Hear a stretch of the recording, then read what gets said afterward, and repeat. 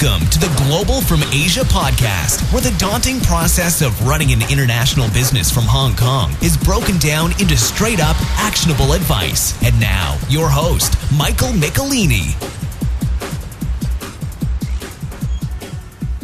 Thank you, listeners, for tuning in to another episode of Global from Asia. We're up to double digits now, episode 10, so thank you, everyone, for being part of this new series. We're in the first part of a three-part special series. If you remember back in episode 5 with Charles Ng at StartMeUp.Hk, they mentioned the StartMeUp.Hk Venture Forum, and it's a whole week of events. And just yesterday, we had a special day of different VCs and investors in the town from all over the world, and Global from Asia was able to get some one-on-one time with them. What I've noticed in all these recordings is it's very rare or difficult to get any private, quiet space, but I believe these are pretty good quality recordings. I know quality of sound has been my biggest feedback, but it's getting better, and these are definitely amazing speakers and experts to listen to.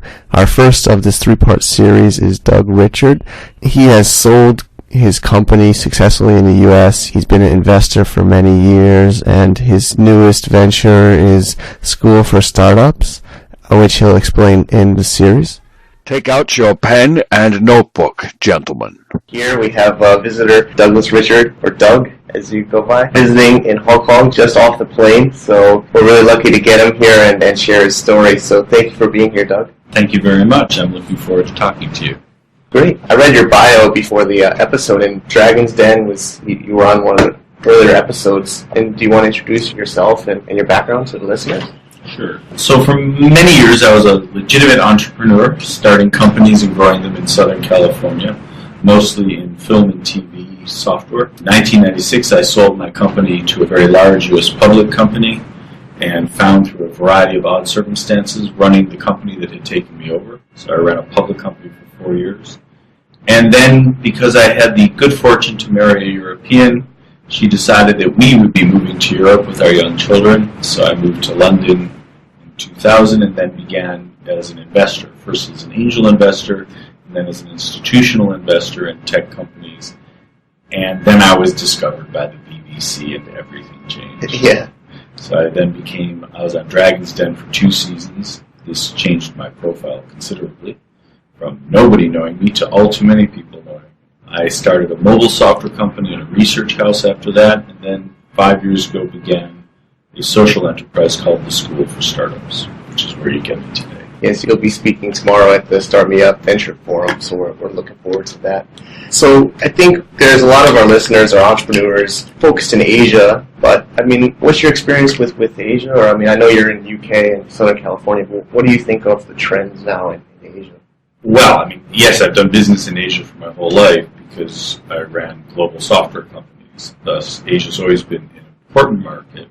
What's changed, obviously, in the last, especially 5 years in particular, is the growing ability of companies all over the world to engage in Asia in a way that we couldn't before. Mm-hmm. And of course, with the balance of wealth shifting towards Asia, anybody who seeks to reach to high net worth individuals has got to pay first attention to Asia, then laterally to Europe and the US, because now that shift has finally happened.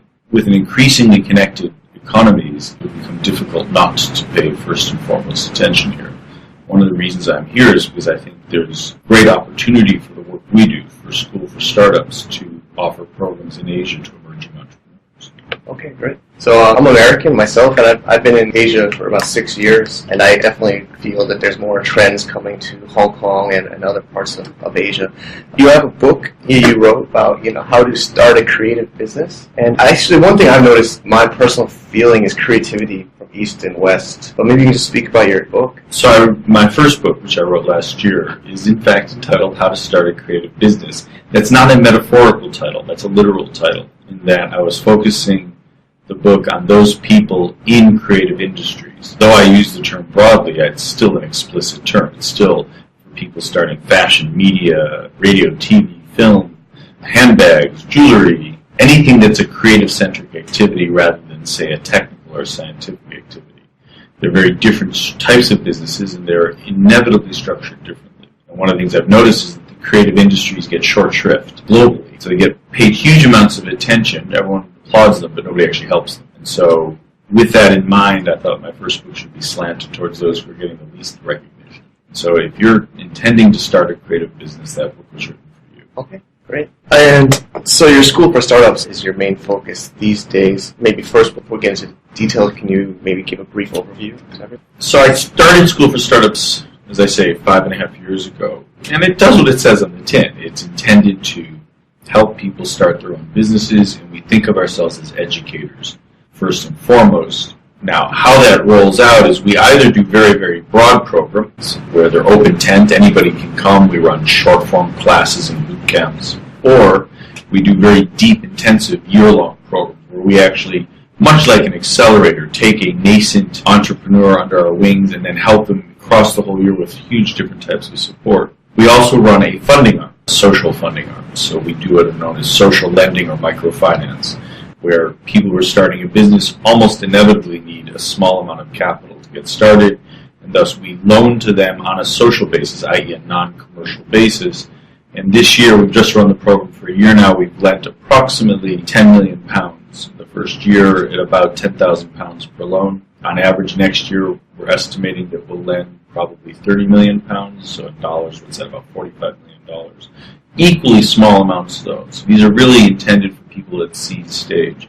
And between the education and the social loan, we then can help thousands and thousands of people get their businesses off the ground. Is this school online or is it brick and mortar? This is a physical series of entities. We believe in live teaching. And thus, even though we have online communities and online forums and online support, like anybody in the 21st century, the face-to-face teaching, from our point of view, is rather critical in helping people internalize entrepreneurial skills. Thus, we run our programs currently largely in the UK, though we have had some very large international programs in sub-Saharan Africa and Eastern Europe. Part of our next big question is, because we quite dominate the UK scene now, is where do we then set up a new hub of operations? And one of the discussions we're having is Hong Kong. Yeah, I mean, I'm definitely happy to hear that that's on your radar, and Hong Kong has definitely gotten more attention lately, and we're also in StartMeUp.Hk's office doing this recording, so they're doing great things too for the Hong Kong community. Is there any, maybe a thought process of why Hong Kong, or what you're seeing? I mean, from our point of view, we have to make a choice, because we can only really pick one other place next, and then invest time and effort into growing it. And thus we're asking essentially, where's the biggest opportunity? On our radar is Latin America and Hong Kong. Well, Latin America and Asia, to be more broad. They both have compelling advantages. They're both very fast-growing areas of the world where entrepreneurship is becoming more recognized. To the advantage of Asia is the sheer economic growth. I mean, it's gangbusters over here compared to almost anywhere in the world. As for where in Asia, well, then one comes down to the classic questions of Singapore, Shanghai, Hong Kong. I mean, these are the places people look at as hubs, and thus our question is the same. Hong Kong has advantages. It's got commercial rule of law and contract that is stable. It's got English as a legal language, which is an advantage. From time zone points of view, you can reach the other places more easily. I mean, these are advantages that are well known if you live in Hong Kong. It has disadvantages. It's a rather pricey play, and there's real challenges in terms of space, especially if you're doing education, which is a space-intensive activity. So we just have to sort of do the offsets and work ourselves through it. I mean, starting this coming year, we will become an accredited tertiary education, a higher education institution. We'll be offering master's degree, undergraduate degrees, and further education qualifications in the British system. So upon that happening, it's much easier for us essentially as a college to be able to come here and open our doors. That is the kind of thing we're looking at. I support that feeling. I mean, it almost feels like this is the most Western place, I think, in Asia, from my feeling, and it also has close relations with UK as well. So one thing I think is being disrupted is education, and I think you're right in the center of that too, is your School for Startups. I'm personally recently engaged, and I'm going to have a baby. I'm already thinking about education now, and it hasn't even happened. What do you think maybe for the next generation of education? I think colleges, I mean, I can see a lot of disruption happening.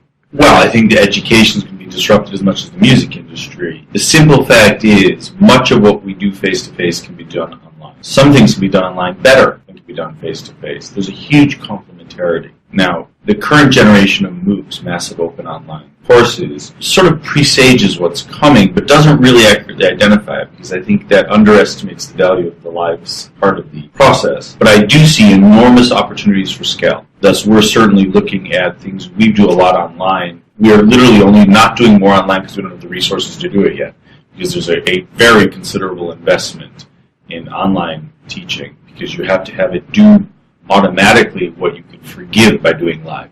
So a live teacher can kind of wash over stuff that you can't wash over online. You have to therefore make explicit code and content to support it in a more meticulous basis. Thus, when you look at online versus live investment, it's actually easier to make live investment than it is online, because you have to do more to get to the same place.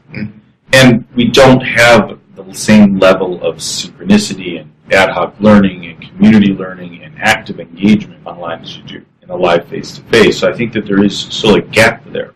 Having said that, I can reach a lot more people, profoundly more people with an online course. And so as soon as our accreditation comes through, we'll be offering online equivalents to our live degrees, knowing full well that people will get a slightly less immersive engagement. But over the next few years, I think that will change as well. Thus, I think the whole education sector is going to be in turmoil. Yeah, I'm definitely excited for that. But I do think, I kind of agree with you. I think even with this podcast, I used to do a lot more seminars and meetings, but now I'm trying more online media. You still lose that personal feeling of the audience or the students. And I think, for the next generation of, students growing up, they're all on their phones and their iPads, and that's something that we have to work on, and personally, a little bit concerned how that's going to settle out.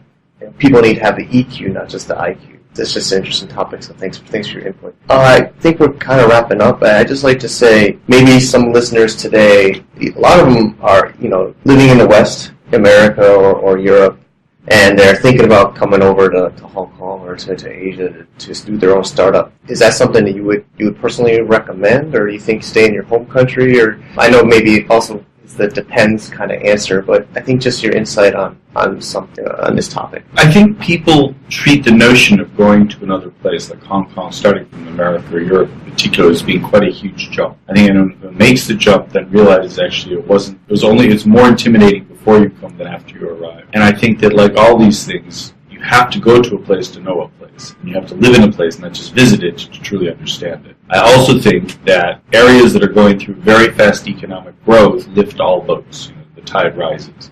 Thus, if I was sitting in a slow growth country looking enviously at a fast growth one, I would suggest that person get up off their duff and move to this fast growth place, because then they're in an environment where growth is happening. And that, to be honest, just makes it easier to succeed. So yeah, people should come to Hong Kong.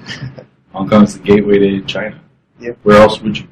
Thank you again, and would you like our listeners to maybe follow up with you or interact with you, maybe your program, or send you a tweet, or how would you like them to contact? So I'm reasonably visible. You can find my school at schoolforstartups.net, and you can find me on Twitter at Doug Richard, or you can find the school at S4S. You can engage with us that way, and we're always awake, available for a global audience. Okay. Is there any programs coming up? All of our programs right now, of course, require you to be somewhere where we're teaching. So our biggest program, the School for Creative Startups, is the London-based program, and we actually welcome people from all over the world on it currently. Enrollment opens up again, where are we now? December. It opens up again in 60 days. So people will be starting to accept applications beginning of February for that, and that's the next big program. Okay. Thank you again for your time, and I'm looking forward to your speech tomorrow. That's it. Is that all right? So thank you, Doug, for that interview. I hope everyone got something out of it. I know I did. And just to give some updates about my own startup, Social Agent, those following along with my own business, we just finally got approved in the App Store, and the iPhone users there can download our app. Just search Social Agent, and you can download it. It's a mobile CRM to help sales, marketing, BD professionals manage their personal or business contacts, and also convert those to leads for companies for cash. So it's a new idea, and I'd love anybody's feedback on my app. It's been a long process of getting programmed and also approved in the App Store. Some words from our loyal listeners. So today's feedback from our listeners is Trevor in Guangzhou. He got connected to me by a friend, Paul Jones, and another American in China. And he says the following: I just listened to all of your podcasts. Keep it up. Only you know the stats for clicks and listen rates. you're building content and making a name for yourself. So thank you, Trevor. I appreciate the feedback and the listen rates. Yeah, I don't have a reason to hide them. We just broke 1,000 downloads. We're averaging about 100 downloads per show. I don't know if that's big numbers. I hope to continue to grow listeners and grow my quality of my content and quality of the video and audio. So I'm really appreciative for you listening, Trevor, and everyone else, and hope to improve and increase our quality and listeners. Thank you. To get more info about running an international business via Hong Kong, please visit our website at www.globalfromasia.com. That's www.globalfromasia.com. Also, be sure to subscribe to our iTunes feed. Thanks for tuning in.